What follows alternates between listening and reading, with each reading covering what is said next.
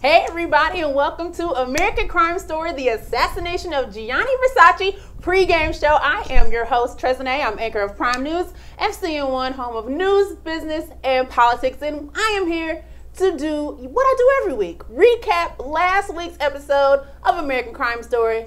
Give your predictions, of course, what's going to happen at tonight's episode that's currently running, the finale. And of course, do some fact checking on this pretty crazy show. I am joined this week with the Revolution. He's come back to... I'm sorry, I was thrown off by your hey. Hey, what's up? What's up? Yeah. Glad to have him on the show tonight. He is our pop culture expert. For those who don't know, he's the editor of FCN 5, where it's all things pop culture, including television and film. So definitely excited to have him on tonight because episode 8 was the episode we should have had from jump. It was the best episode of this entire season thus far. I just wish that we had it up top. Yeah. Here's the thing about it. He predicted this way back at episode 2 that we should have started the season where we have started. Prediction was right though last week. This week's episode was all about Papa Cunanan. Yeah. Andrew's father, and the backstory of how Andrew grew up. It confirms everything that we said, of course, and so I'm glad to have Revolution on because this episode was great. Even though I predicted that it would be about Andrew's father, he'll make an appearance, I didn't know it was going to unfold the way that it did in this episode. Yeah. Yeah, it was a great episode. Revolution actually caught it right when his father had front and center in the story, front and center in the screen. And he even said, I had to stop because there was a man of color on the screen. And it was amazing. So the episode starts out, for those who don't know, it starts out actually juxtaposing how Gianni Versace was groomed in his childhood versus how Andrew Cunanan was groomed. Yeah. All right, so we start out seeing Gianni in 1957 in Italy, and he's actually sneaking, watching his mother make dresses for her clients. He's drawing, he's peeking around the corner, and after her client leaves, she says, Gianni, well, weird Italian accent or whatever, Gianni, come on in, I see you watching me, you know, you don't have to hide who you are. And then she goes on in the story and says that I wanted to be a doctor. When I was younger, my dad told me that was no place for a woman to be, no job for a woman to be, so I became a dressmaker. And I would never tell you to be something that you're not. So we see this whole thing where she's grooming him to be a dressmaker, and she shows him everything that she knows and even helps make his designs. Then flip, and we see how Andrew Cunanan grew up. And we see him actually, they're moving out of their home. And that's where we see his father, Modesto, Cunanan. We see them actually packing stuff onto a truck. He grabs his son and says, you see this house that we're leaving? Yeah. He goes, yes, this is not for you. That's what he says. They get on the truck to go to wherever they're moving to, but you notice that there's 3 other kids. They get put in the back of the U-Haul with the furniture. He slammed the door on them. He gets in the front to drive the truck off. I'm like, where's the mama? She in the midsection of the U-Haul, poking her head through, just excited like this. Andrew sitting in the front seat, passenger side, comfortable, and just with the breeze running through his hair, and they drive off. Yeah. So we get to see that Andrew is clearly favorited by his father. Okay, so we see this very juxtaposed look. Next scene, we see them arriving at their new home. It is 3, 4, 5 times the size of the house that they just left. They get off the truck. Modesto grabs his son's hand, says, come with me. He takes him upstairs, says, you know what this is? Andrew goes, yeah, this looks like the largest bedroom in the house. He says, it's for you. Which I'm going, who gives the master bedroom to a little kid? Like, he can't be more, he looks like he's around 10, but he might be around 14, I don't know. But nevertheless, you've got older siblings, and you get the master bedroom. Meanwhile, who's unloading the truck? It's the mama and the kids. And she goes, where's Andrew? You mean Prince Andrew?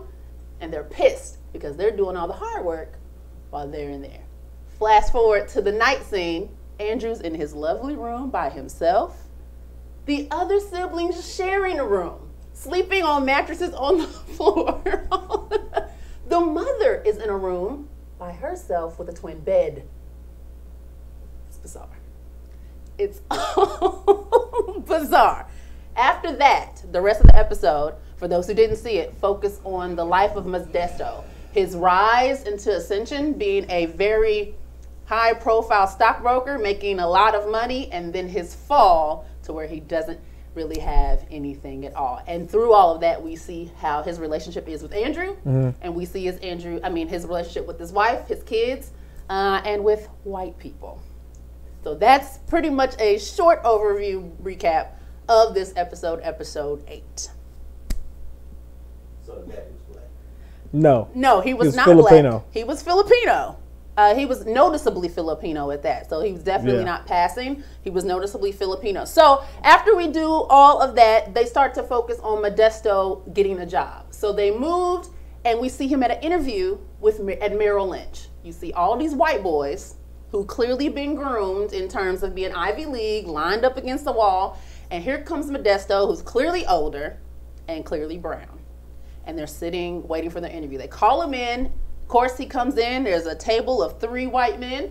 And they're basically like, hey, why should you have this job? Why should we hire you? And you see where Andrew learns his art of conversation.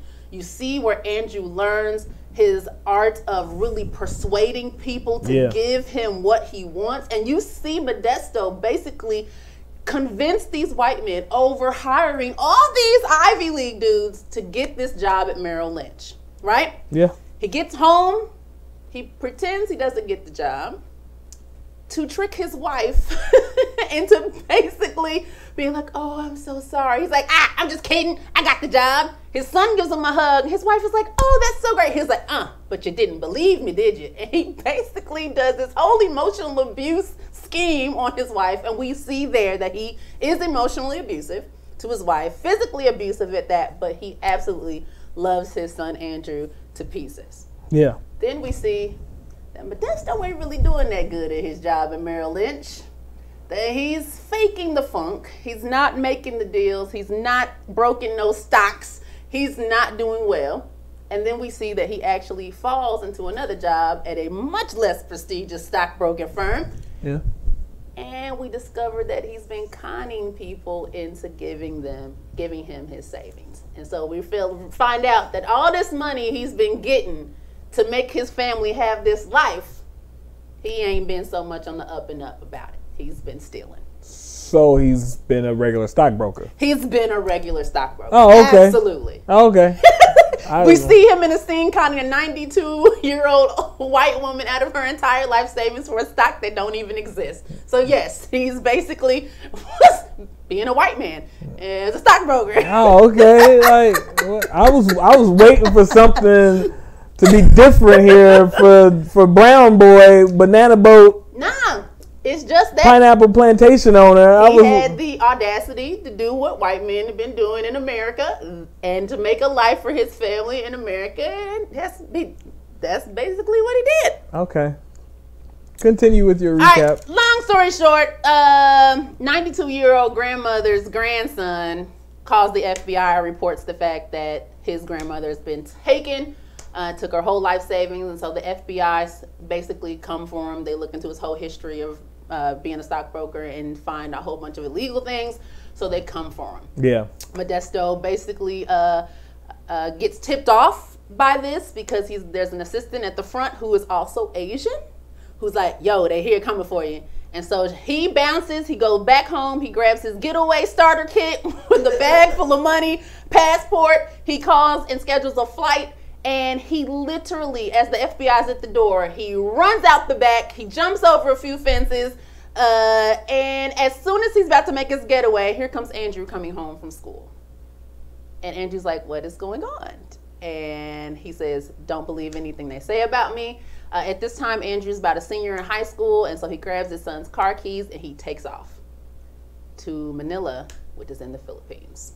Mm-hmm. And that's when they find out that ain't no money. The house has been sold out from under them, and they basically got only a few days to leave, and they are left with absolutely nothing. Then we see that Andrew just can't believe it, and he has money somewhere to take a flight all the way to the Philippines to find his father to confront him, because he just can't believe that there isn't any money. And he comes there, he sees his father is still alive, he sees that he's staying with his brother, and he says, where's the money? He's like, oh, the money exists out there somewhere. And then he finally confronts him again. He's like, no, there's no money. And we see this clash of father and son, where the two basically, let's just say, all masks are off, if you will. And Andrew basically tries to judge his father. He says, you are a liar. You are a thief. I will never be what you are. I can't believe that you've done this. I've looked you up and realized all the stuff that you told me about being a top broker, and this is all a lie. None of that any exists. And then his father was like, you can't come judge me. I can judge you though, because you ain't say nothing to me when you had this money. You ain't say nothing to me. Your mama knew I was stealing. She ain't say nothing until it was gone. And then said, but I could judge you for being a sissy. I could judge you for being this. Like it was a horrible scene. As this man said, no, you got it all wrong. Let me hip you to the game. The game is I came to America, and you can't come to America with nothing. And I basically played the American game. My only error is that I didn't steal enough. Yeah. I stole too little. Yeah.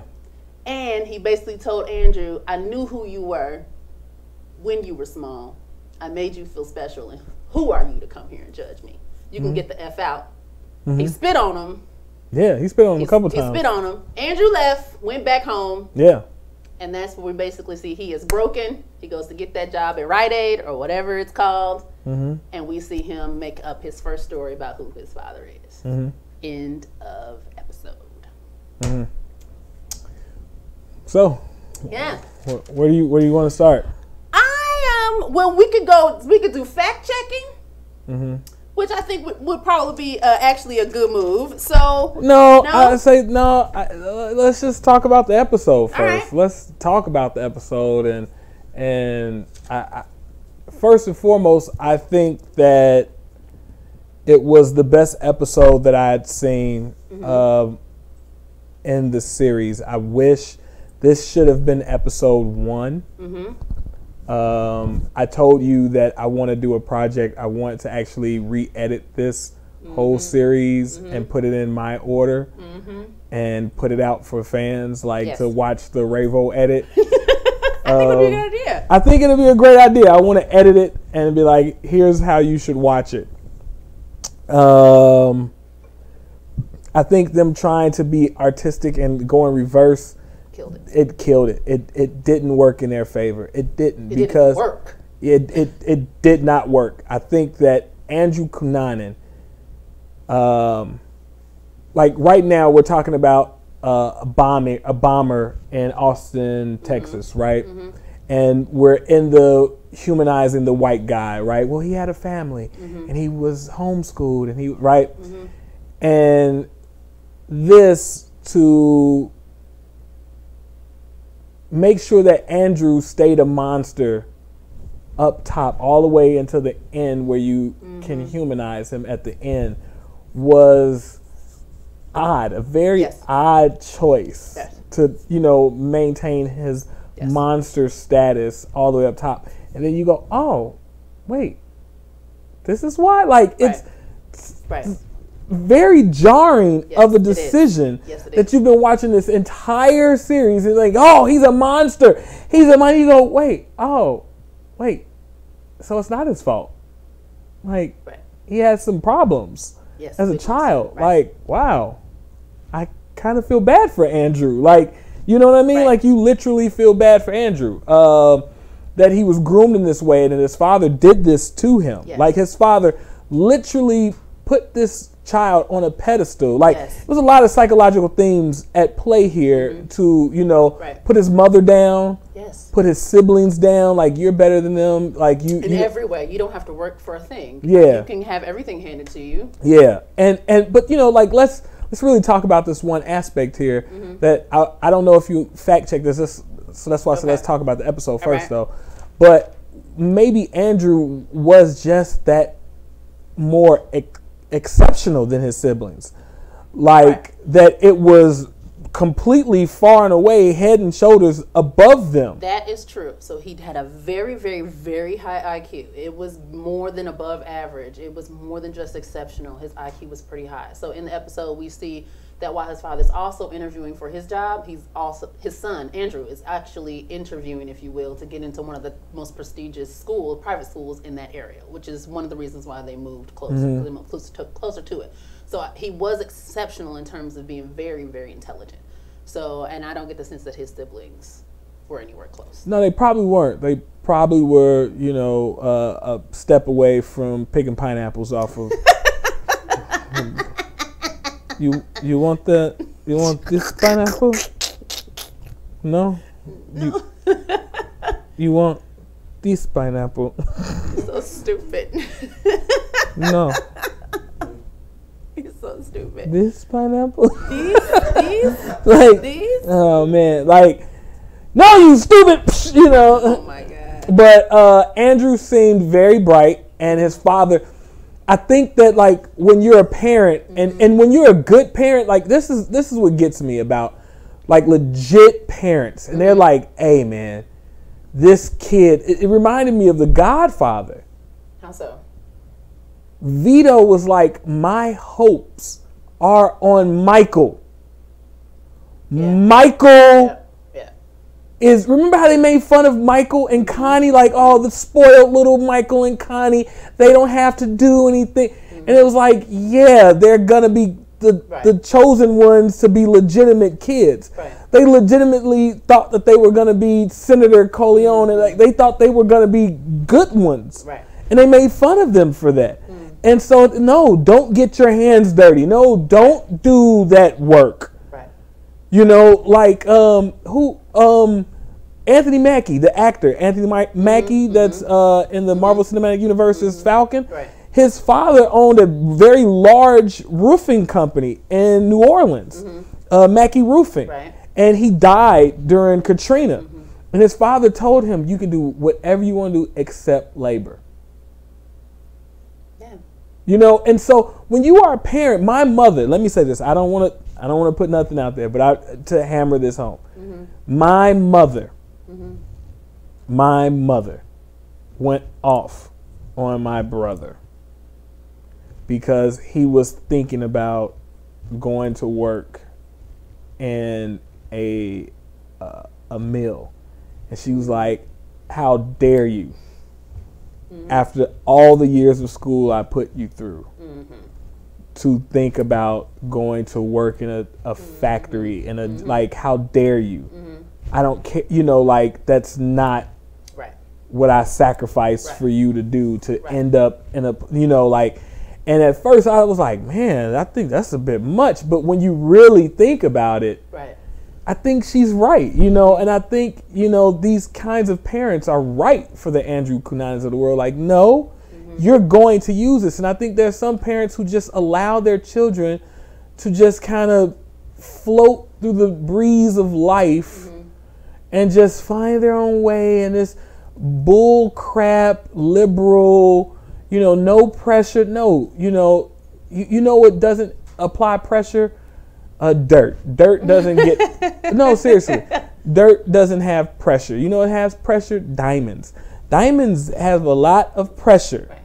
So, you're going to get a lot of clumps of dirt or you're going to have diamonds. And the kids that just hate, you're always pressuring me. You're always, and look what they become.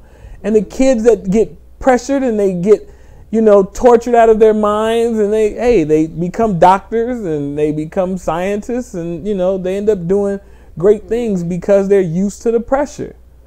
And Andrew, God rest his goofy ass soul, but murderous bastard. I mean, but television wise, that was some of the best writing, acting. Everything, every single thing was spot on. That was probably one of the best hours of television I've seen, and I watch a lot of television. You watch a lot of TV. I'm a huge fan of television. I'm glad you brought this up because I always look at reviews after to see what people are saying. And for the most part, most people have given mixed reviews about it, right? But there's been a few where they give the episodes like an A. This episode, nobody liked it. And it made me think of that article that you mentioned just the other day on Black Lightning pregame show, where the guy who reviews where people of color are at the center, it's all bad and there's nothing good. Yeah. And I felt that way about this episode. Oh, yeah. Where I'm watching, my own reaction to this episode, your reaction, and then I'm looking at these white men who are writing reviews, and I'm like, oh, so we got a man of color on screen. And he dominated that screen. He did very well, and playing this husband, this father, this man who's just trying to make this money. Yeah. And ain't nobody talking about that in their reviews of this episode. Nobody. You want to know why? You want to know why? Why is that? When someone pulls the veil off of American society, and it's a person of color, and he didn't just talk about the American dream. He did not. He did something else that a lot of people don't really want to talk about. And it's when a man of color marries a white woman. Okay? I'm listening. And as you saw what happened, something that a lot of people don't like, and it's very reminiscent of the last American crime story. What's that? What happened in the last American crime story? What was the last American crime story? So OJ killed the white woman? Okay, so what's happening here? Oh. He left. He didn't just leave her. He abused her. He abused her. We watched this man in this episode emotionally abuse her. His son turned like he controlled this white woman. There's 2 shows now back to back, this narrative of a brown person demoralizing a white woman. Yes. They're not gonna like that. They're precious jewel. But here's the funny thing though. Here's let's really, I know you people out there love talking about the term unpacking. So let's unpack this, okay? White men don't even like white women, okay? They don't. White men don't even like white women, okay? Because here's the thing. The whole horror industry is predicated off the hatred of white women, okay? They hate white women so much that they will let every monster come and kill the white woman. Every monster gets to have his way with the white woman. Yowzers. Freddy Krueger, you listen. The white woman cannot go to sleep. I'm going to come kill you, bitch, in your dreams. Oh, my God. The white woman can't come camping. Oh, my God. The deaf, mute, retarded boy that drowned 20 years ago is going to come and kill you. The white woman can't play with a Ouija board. The demon going to get you. The white woman can't go to the projects. Candyman gonna get you. Yeah. The white woman can't go on a road trip with her friends. Texas Chainsaw Massacre gonna get you. The white woman can't meet a scientist and fall in love because that motherfucker gonna turn into the Fly and he gonna get you. Listen, you can't go to the jungle because the damn King Kong gonna get you and he gonna take you up into listen. Dang. They don't like you, but all of those have been analogies for the dark beast that is the black man. That's right. That wants the white woman. That's right. I jest, but let's talk about that. Right? Don't go into the jungle. The dark beast. Then don't go to the dark continent. Right. The beast awaits. And it isn't the monster. It's the monster. It's the hoogity boogity man himself. The big lip, the big eyed, the snarling dick monster. He will dickmatize you. You won't come back the same. MGM Studio presents Dickula.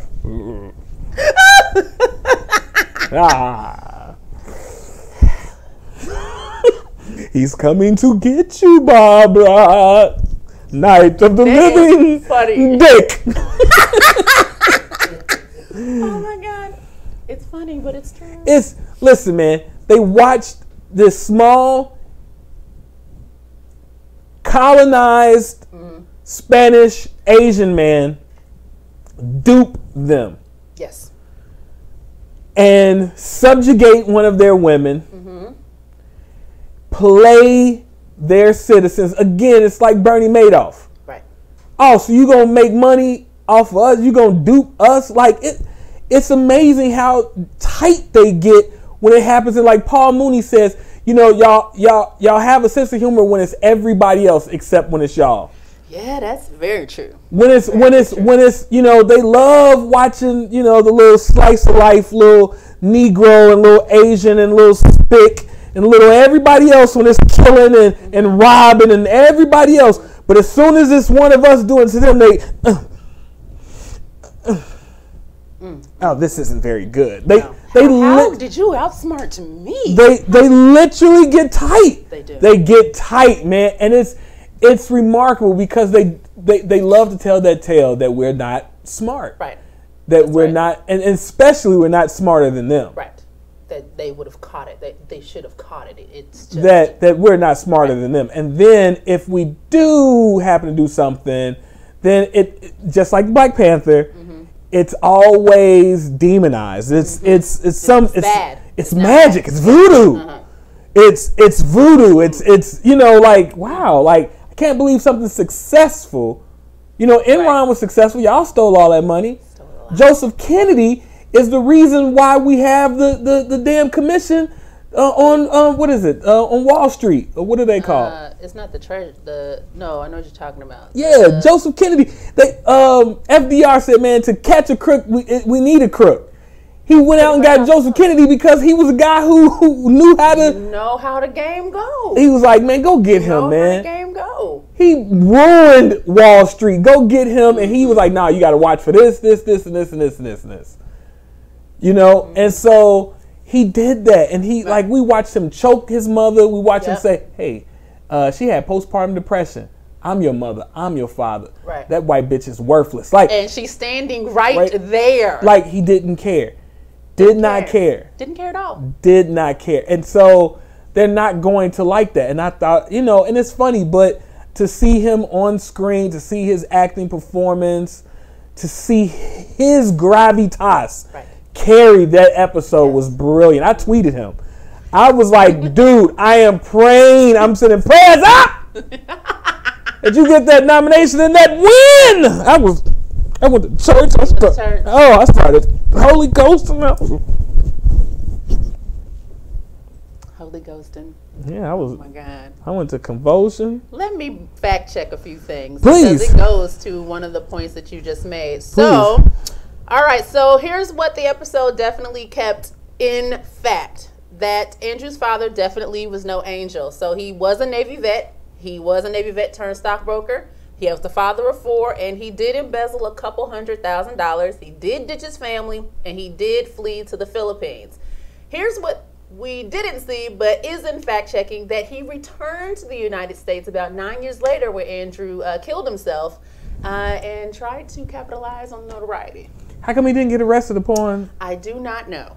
Wow. I do not know. So I'm going to see if I can look into that to see, you know. I mean, the FBI couldn't catch him when he was in the house and leaving. They couldn't find Andrew Cunanan, so maybe they just screwed up. Who knows? They seem wholly incompetent. The FBI can only capture people from sandy nations and people that look like me. They can make sure to capture me.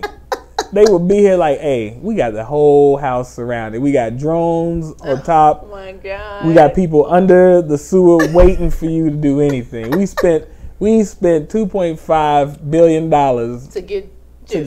to come get you. Crazy. Who owes $136,000 to your baby mama. That's how the FBI would do for sure. Oh yeah. Let's see. Not so true that he swindled an elderly woman out of her savings. That was probably a little fictionalized, just to give us a little something on just his little spice on Filipino how spice. He was stealing his money. It was true that Andrew was the favorite child, and he definitely got the master bedroom in that house. Wow. And this is confirmed by his siblings, who did an interview in 1997 with Diane Sawyer. And they confirmed that in the episode, because I didn't mention this, when he was like 13 or 14, his father bought him a brand new car when his mama didn't have no car, and his older siblings who were in high school didn't have no car, and bought him this car. And so that was even true, and his siblings confirmed that as well. That's what's up. That's player. Yeah, that's pretty player. And then, that's pretty much the Cunanan. fact checking for that. Yeah, he was boss. Can you imagine? Like, you ain't even in high school. You got a brand new Nissan two-door sitting outside, fully loaded. Like, was it fully loaded? Yeah, I'm gonna go ahead and say it was fully loaded. He would not have done anything less for his Andrew, not at all. Okay, get to the overtures of the molestation. Okay, so I didn't mention that in the recap. So when they get off the U-Haul, yeah, and he grabs his hand, yeah, the music and even the way he grabs it is very molesty diddly. Yeah, it was too diddly. And he takes him up into the room, and I'm like, oh man, he about to. Oh my God, this is gross. We don't see that. We are part of the diddle nation.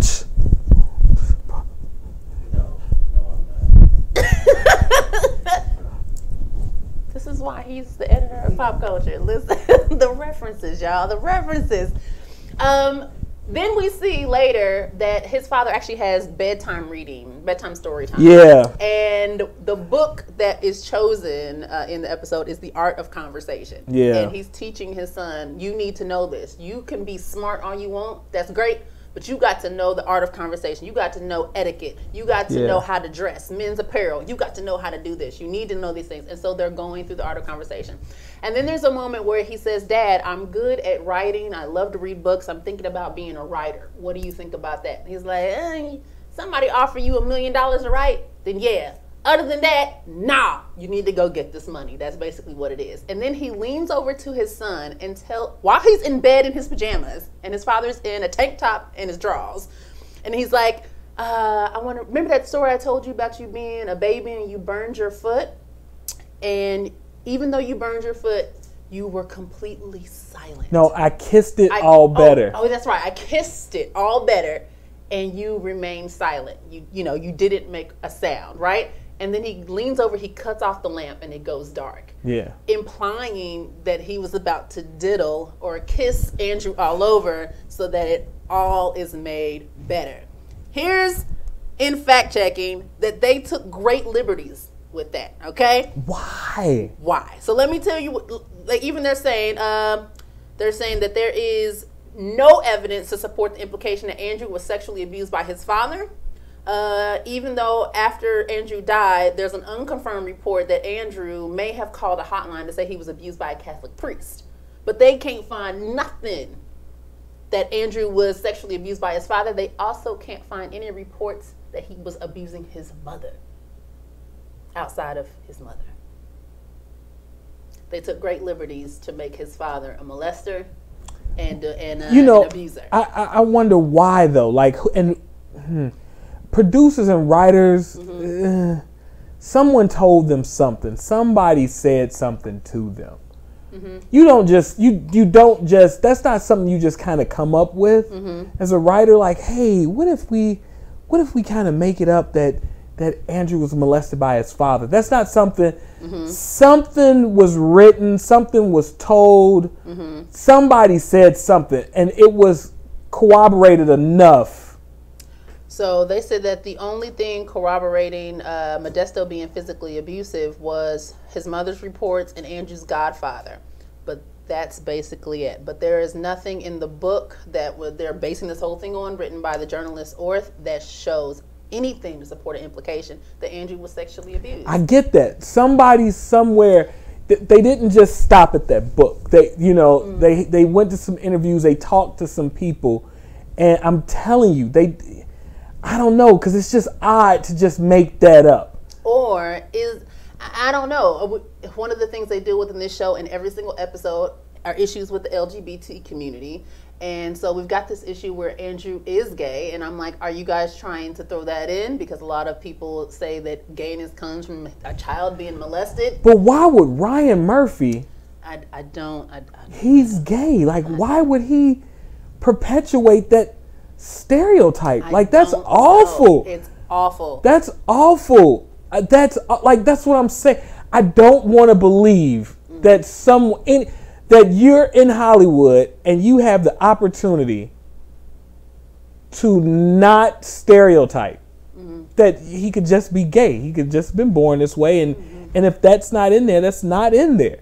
But if you I'm holding out that someone interviewed and said, "Man, listen, I heard some stories that his dad was, messing around with him." Really? Oh, tell us more. And they talked to some other people. But if you just went out of your way to make that up, that's awful.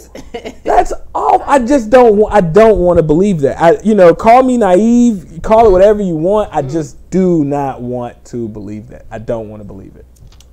Yeah, I don't want to believe that. That's tragic. And I think that the only other things they took liberty with was that matter, if you will. Is the final scene, the second to last but big scene where Andrew Cunanan and his father have that showdown. Yeah. That was definitely a lot of liberty taken. That conversation did not happen, if you will. It was very dramatized for just having those two come head to head. Yeah. Where you have this final reality check that your father isn't who you thought he was. And really making him break, if you will, to give us that this is why he is the way that he is. This is why he decided to go this way and be not good of a person. It's this final fight with his father when that is what broke him. And he went off and he said, I'm just going to live this life and I'm going to pretend like, even though he keeps saying, I'm not going to be like you, you ended up just like him. Smooth talking, sweet talking, charming, to get what you want, to climb to the top. And when it all goes to shit, you just start killing folks and doing whatever. Yeah, well, Modesto didn't kill anybody, but it's sad though. He killed his family. Yeah, well, he did. Nobody in the Navy kills. Yeah, I was gonna be like, what? Isn't that like the Navy? The Navy. They just send bombs. But that's crazy that they did Modesto like that, because y'all didn't have to play him. And then listen to his name, Modesto, Molesto. Okay, all right. But his American name was Pete. Every immigrant who comes over, they give themselves an American name, and his was Pete. Oh, like Barry? Barry? Who was Barry? What? Barack. I can't say that that's any different. When you're trying to fit in, you're trying to assimilate, into whiteness, you get a white name. I'm the only person that went in reverse. What do you mean? I went back to my original name. I'm the only one that went in reverse. Like, I'm tired of assimilation. Call me Ramon. I'm the only one that went in reverse. Like, get this. I've always had my nigga name, so. Call me Ramon. It is what it is. I ain't trying to assimilate no more. You can't assimilate with Trezene. That's just be like, who is this ghetto hood rat coming? Pretty much. Well, that's all I got for this episode recap. Brilliant episode. It was a great episode. I can't believe it was rated so. It was rated really low. Like, I'm gonna go on Internet Movie Database and see what they rated. It's almost like they just focused on. I don't know. I don't think that they got it. I don't think that. No, they don't want to get it. Okay, they don't want to get it. I'll go with that. They don't want to. It's funny though, but it's the same way. I tell everyone this: when you go look at the black movies across the board, and like you find white films that are their counterparts, and their white film counterparts are always at least 5 points higher than their films. You go look at Love and Basketball. You go look at any of those films, and they're rated so much lower. Not the Tyler Perry trash fest, but like the good black movies. Not the Tyler Perry trash fest. Yeah, like not the Jill Scott gets beat up by a husband and. Which is coming out in theaters apparently in a week or so with Taraji. That's the same thing. Oh man, Taraji is just like taking checks. She is like, how much? Okay, I'll take it. Taraji is like, look, she put it in her bra. Yep. Whatever. And they all being filmed in Atlanta. They all Popping. All popping. Screen Gems is right down the street from my house. What is? Screen Gems. The studio. Yep. It's a lot of prostitutes that be over there. How do you know this? Because it's right down the street from my house. And you know what prostitutes look like. It's not like, I mean, why are you, like, how do you know this? Because it's right down the street from my house. I have to go get groceries every now and again. I go past it and be like, oh, that's a whore. I never know what a prostitute looks like. Oh, you know what a prostitute looks like. No. If you just see some chick standing around and you know that ain't no buses running and she don't look like she tried, like, wait, why are you just standing there and the bus is, oh, she's a hoe. Oh, okay. Clean our streets. Got it. Clean our streets. Clean our streets. You got any predictions for this last episode, even though we haven't seen it? Yeah, so. He catches AIDS and dies. What? Checkmate. That's the end of the story. He catches AIDS and kills somebody and then he dies. Like, what are you talking about? He catches AIDS and then he kills somebody, he dies. What? Ain't that the story? Like, he catches AIDS. Who? Andrew? Yes, he gets AIDS. Uh-huh. He kills somebody, then he dies. What are you talking about? We saw that already. So they're going to repeat it for the final finale and it's going to be over? That's how they bring it back full circle? I don't know. It's awful. I'm just waiting for this to end so I can do the Ravo edit. So I can do my edit and it's going to be masterful. It's going to be mwah. Like a peanut butter and jelly. It's going to be, no. It's going to be like All right, y'all. Listen, that's a wrap. I'm going to go watch the finale, and am I going to come back next week to recap the finale? I don't know. I was wondering if you were going to do that. We'll see. We'll see how this last episode goes. That'll dictate whether we'll if it's worthy of the time. I'm Tresnay. This is... Oh, this is for me to say something? Yes. Hey, how y'all doing? Oh, my God. This is the Revolution. Thank y'all for tuning in. We're going to go watch this episode, and maybe you'll see us next week. Maybe not. Until then, y'all have a good one.